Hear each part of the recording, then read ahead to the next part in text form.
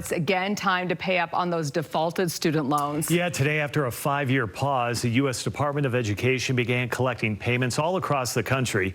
KSL Sarah Martin breaking it down and what that means for Utah's students and borrowers alike. Sarah?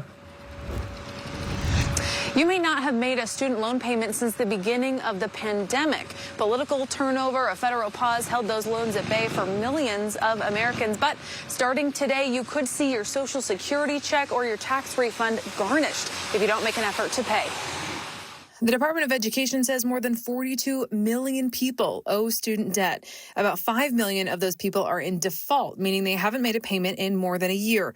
Here in Utah, about 9% of our population has student debt. That's significantly lower than most states. Most Utah borrowers owe less than $40,000. We're pretty much debt averse as a state and as a people, and that's reflected in how we take on student loan debt as well. Jeffrey Landward is the Utah Commissioner for Higher Education. He says Utah schools have worked closely with the legislature to provide high-quality education at low cost, thanks in large part to the taxpayer.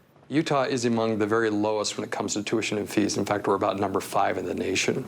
Some students do need loans to get by, but he says debt should be a calculated decision. These are the kind of jobs that you'll be looking for. They're either in high demand or they're not. They pay high wages or they don't. You should have that information before you make a decision about taking on debt. Student loans have been central to political campaigns and shifting administrations over the past few years, which may be confusing to prospective students and past borrowers alike. But Landward says it's important to keep the value of your specific educational goal in mind. It hasn't diminished the return on investment that a higher education gives a person who takes the time to go and get a degree or certificate.